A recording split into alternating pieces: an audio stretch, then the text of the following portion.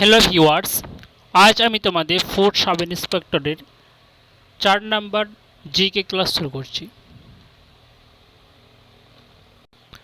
আগের ক্লাসগুলোতে আমরা এমসিকিউ কোশ্চেন নিয়ে ডিসকাশন করেছিলাম। আজকেও কিছু এমসিকিউ কোশ্চেন নিয়ে ডিসকাশন করব। তাহলে চলো শুরু করা যাক আজকের প্রথম কোশ্চেন। আজকের প্রথম কোশ্চেন, দ্বারকেশ্বর এবং শিলাবতী নদীর মিলিত হয়ে কোন নদীর সৃষ্টি করেছে? দ্বারকেশ্বর এবং শিলাবতী এই দুটি নদী মিলিত প্রবাহের নাম হচ্ছে রূপনারায়ণ। অপশন সি হচ্ছে সঠিক অ্যান্সার। দ্বারকেশ্বর এবং শিলাবতী নদীর মিলিত প্রবাহ হচ্ছে রূপনারায়ণ। আর কেলেঘাই ও কংসাবতী নদীর মিলিত প্রবাহ হচ্ছে হলদি নদী। কেলেঘাই ও কংসাবতী নদীর মিলিত প্রবাহ হচ্ছে হলদি নদী। নেক্সট কোশ্চেন, শতার্থ প্রকাশের রচয়িতা হলেন স্বামী বিবেকানন্দ, স্বামী দয়ানন্দ সরস্বতী, আত্মারাম পাণ্ডুরং, মহাদেব গোবিন্দ রানাডি। শতার্থ প্রকাশ, বেদভাষ্য এগুলো রচয়িতাকে বেদভাষ্য স্বামী দয়ানন্দ সরস্বতী। স্বামী দয়ানন্দ সরস্বতী, অপশন বি হচ্ছে সঠিক অ্যান্সার। স্বামী দয়ানন্দ সরস্বতী 1875 সালে, সালটা মনে রাখবে, 1875 সালে বোম্বাইয়ে আর্য সমাজে প্রতিষ্ঠা করেছিলেন। স্বামী দয়ানন্দ সরস্বতী 1875 সালে বোম্বাইতে আর্য সমাজে প্রতিষ্ঠা করেছিলেন। এবং প্রার্থনা সমাজে প্রতিষ্ঠিত কে ছিলেন? প্রার্থনা সমাজে প্রতিষ্ঠিত ছিলেন আত্মারাম পাণ্ডুরং। অপশান সিতে আছে, দেখো, আত্মারাম পাণ্ডুরং ছিলেন প্রার্থনা সমাজে প্রতিষ্ঠাতা 1867 সালে। সালটা মনে রাখো, 1867 সালে আত্মারাম পাণ্ডুরং প্রার্থনা সমাজ প্রতিষ্ঠা করেছিলেন। আর স্বামী দয়ানন্দ সরস্বতী 1875 সালে বোম্বাইতে আর্য সমাজ প্রতিষ্ঠা করেছিলেন।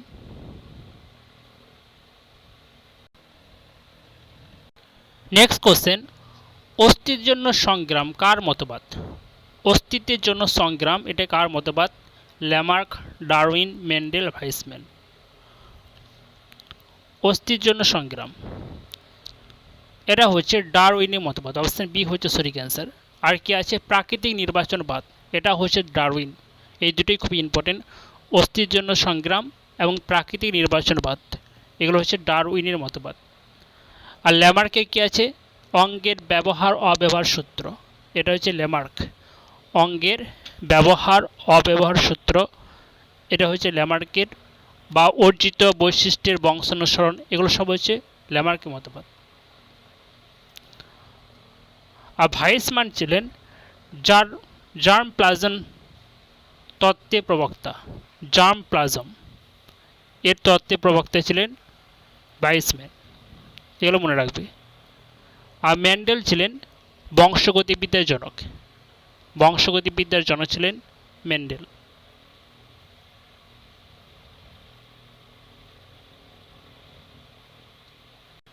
নেক্সট কোশ্চেন, নিচের কোনটি স্কেলার রাশি? স্কেলার রাশি কোনটি? আমরা স্কেলার রাশি কাকে বলি?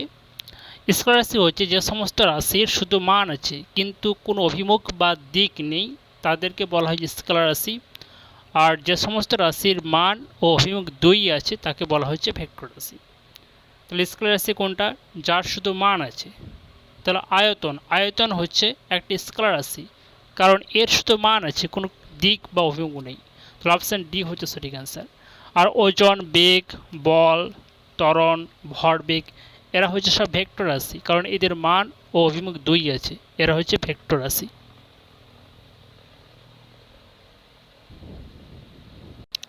Next question, moving forward a year in office বইটি লেখক কে? Sumitra Mahajan, Anand Sharma, Arun Jaitley, Venkaiah Naidu. Moving forward a year in office বইটি লেখক হচ্ছেন ভেঙ্কাইয়া নাইডু। অপশান ডি হচ্ছে সঠিক অ্যান্সার।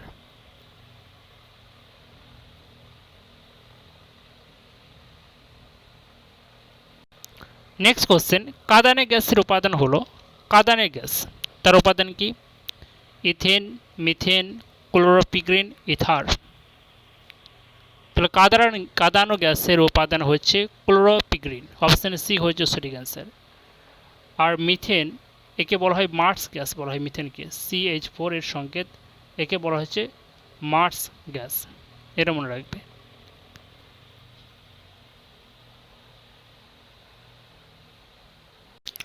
নেক্সট কোশ্চেন, ধর্মীয় স্বাধীনতা অধিকার সংবিধানের কোন ধারায় উল্লেখিত হয়েছে? ধর্মীয় স্বাধীনতার অধিকার কোন ধারায় উল্লেখিত আছে?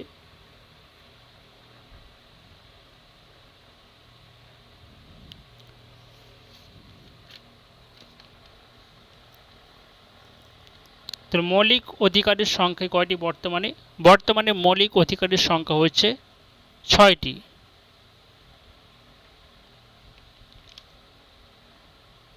ভারতীয় সংবিধানে পার্ট 3-র অন্তর্গত 12 থেকে 35 পর্যন্ত সবগুলো হচ্ছে মৌলিক অধিকার। পার্ট 3 12 থেকে 35 আর্টিকেল, এগুলো সবই হচ্ছে মৌলিক অধিকার। আর বর্তমানে মৌলিক অধিকারের সংখ্যা 6টি। এবার বলেছিল ধর্মীয় স্বাধীনতার অধিকার সংবিধানের কোন ধারায় আছে? আর্টিকেল 25 থেকে 28, আর্টিকেল 25 থেকে 28 পর্যন্ত আছে ধর্মীয় স্বাধীনতার অধিকার। আর 14 থেকে 18 পর্যন্ত এগুলো হচ্ছে সব সাম্যের অধিকার। 14 থেকে 28, 19 থেকে 22 হচ্ছে স্বাধীনতার অধিকার। আর 23-24টা হচ্ছে শোষণের বিরুদ্ধে অধিকার। 29 থেকে 30 এটা হচ্ছে সংস্কৃতি ও শিক্ষার অধিকার। আর আর্টিকেল 32 হচ্ছে সাংবিধানিক প্রতিবিধানের অধিকার।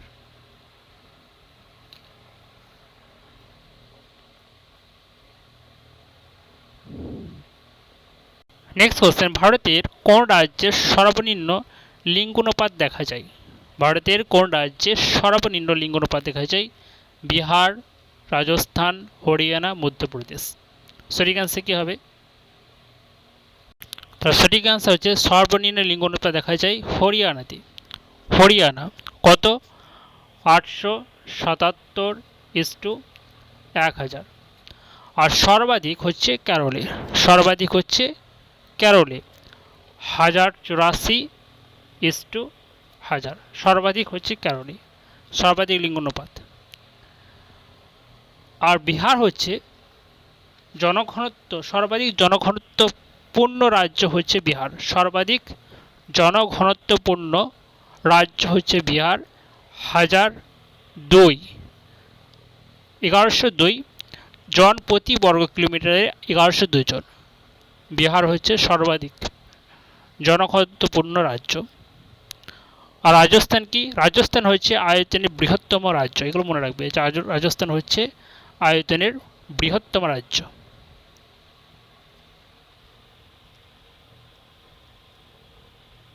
নেক্সট কোশ্চেন, ভারতের কটি রাজ্যের সীমানা পশ্চিমবঙ্গে স্পর্শ করেছে? ভারতের কটি রাজ্যের সীমানা যেটা পশ্চিমবঙ্গে স্পর্শ করে আছে? 3টি, 4টি, 5টি, 7টি। তাহলে আমরা জানি যে ভারতের 5টি রাজ্য তার সীমানা পশ্চিমবঙ্গে স্পর্শ করেছে, 5টি রাজ্যের সীমানা। সেই 5টি রাজ্য কি কি? সেই 5টি রাজ্য হচ্ছে উড়িষ্যা, ঝাড়খণ্ড, বিহার, সিকিম এবং আসাম। উড়িষ্যা, ঝাড়খণ্ড, বিহার, সিকিম এবং আসাম, এই 5টি রাজ্য পশ্চিমবঙ্গের সীমানা স্পর্শ করেছে। এর মধ্যে সবথেকে বেশি করে আছে ঝাড়খণ্ড এবং সবথেকে কম আছে সিকিম। আর 3টি আন্তর্জাতিক সীমানা পশ্চিমবঙ্গে স্পর্শ করে আছে, একটা হচ্ছে বাংলাদেশ, নেপাল এবং ভুটান। বাংলাদেশ, নেপাল এবং ভুটান।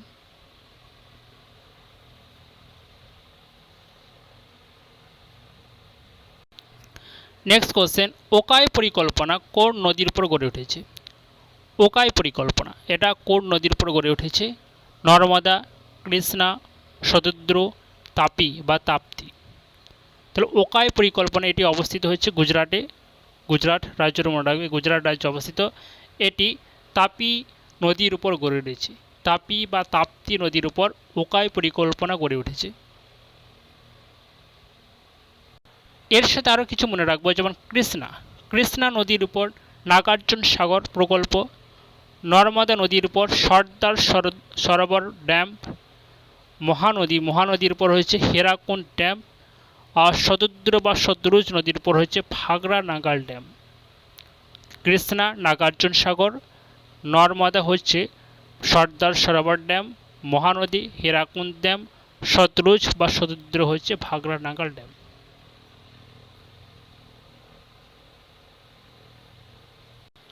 নেক্সট কোশ্চেন, নিচের কোন দেশ সার্কের সদস্য নয়? খুব ইম্পর্টেন্ট কোশ্চেন।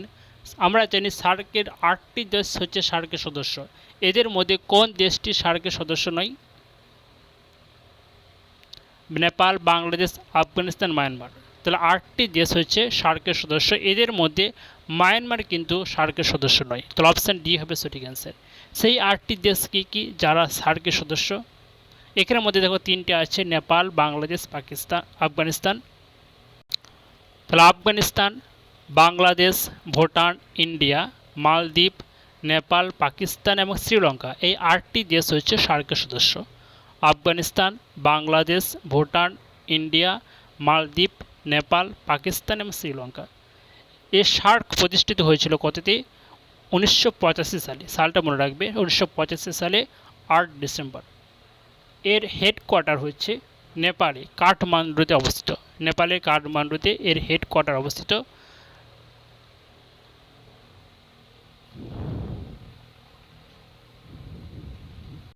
নেক্সট কোশ্চেন, তারিক-ই-হিন্দ এর রচয়িতা হলেন? তারিক-ই-হিন্দ আমির খসরো, ইবন বতুতা, আবুল ফজল, আল বিরুনি।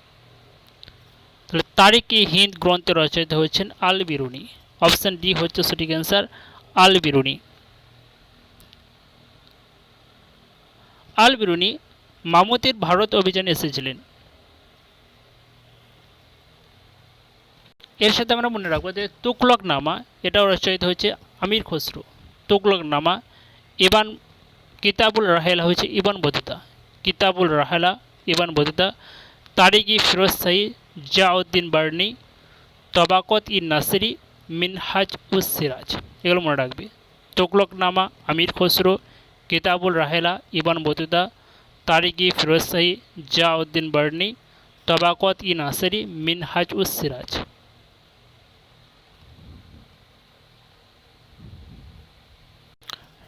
নেক্সট কোশ্চেন, মাউন্ট এভারেস্ট কোন দেশে অবস্থিত?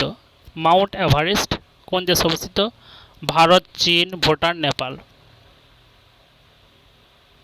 তাহলে মাউন্ট এভারেস্ট হচ্ছে নেপালে অবস্থিত। অপশান ডি হচ্ছে সঠিক অ্যান্সার, নেপালে অবস্থিত।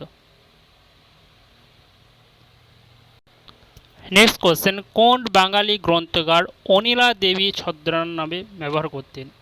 অনিলা দেবী ছদ্মনাম ব্যবহার করতেন কোন বাঙালি গ্রন্থকার? অনিলা দেবী ছদ্মনাম। সঠিক অ্যান্সার কী হবে? অপশানগুলো দেখো, অনিলা দেবী ছদ্মনাম ব্যবহার করতেন কে? শরৎচন্দ্র চট্টোপাধ্যায়। অপশান বি হচ্ছে সঠিক answer, Sarat Chandra Chattopadhyay. Next question, ভারতীয় গণপরিষদে কবে জাতীয় পতাকা গৃহীত হয়েছিল? ভারতীয় গণপরিষদে কবে জাতীয় পতাকা গৃহীত হয়েছিল? সঠিক অ্যান্সার কী হবে? জাতীয় পতাকা প্রথম গৃহীত হয়েছিল ভারতীয় গণপরিষদে 1947 সালের 22শে জুলাই। অপশান বি হবে সঠিক অ্যান্সার, 1947 সালের 22শে জুলাই। নেক্সট কোশ্চেন দেখো, বলেছে কোন কলার মাধ্যমে জল মাটি থেকে উদ্ভিদের পাতায় পৌঁছায়? জল মাটি থেকে উদ্ভিদের পাতায় পৌঁছায় কোন কলার মাধ্যমে? Xylem, phloem, collenchyma, parenchyma. তো কোন কলার মাধ্যমে জল মাটি থেকে উদ্ভিদের পাতায় পৌঁছায়? সেটা হচ্ছে জাইলেম। আর ফ্লোয়েম কি করে? পাতায় উৎপন্ন খাদ্য সেটি পাতায় পৌঁছে যায়, উদ্ভিদ অঙ্গে পৌঁছে যায়, সেটা হচ্ছে phloem.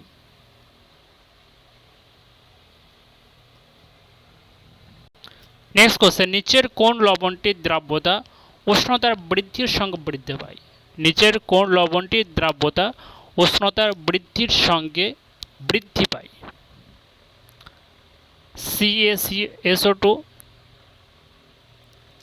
Calcium sulphate, NaCl, Na2SO4, KNO3। তো অপশন ডি হচ্ছে সঠিক অ্যান্সার, KNO3 এর দ্রাব্যতা উষ্ণতার সঙ্গে বৃদ্ধি পায়। নেক্সট কোশ্চেন, সলবাইয়ের সন্ধি কত খ্রিস্টাব্দে সম্পন্ন হয়েছিল?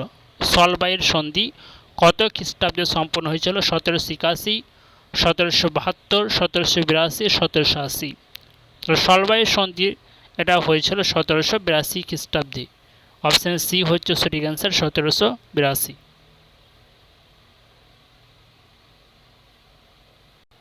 নেক্সট কোশ্চেন বলেছে, দেখো ক্যালসিয়াম কার্বনেটে ক্যালসিয়ামের শতকরা হার কত?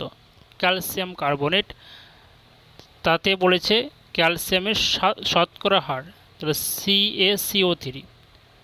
তাহলে ক্যালসিয়াম কত থাকে?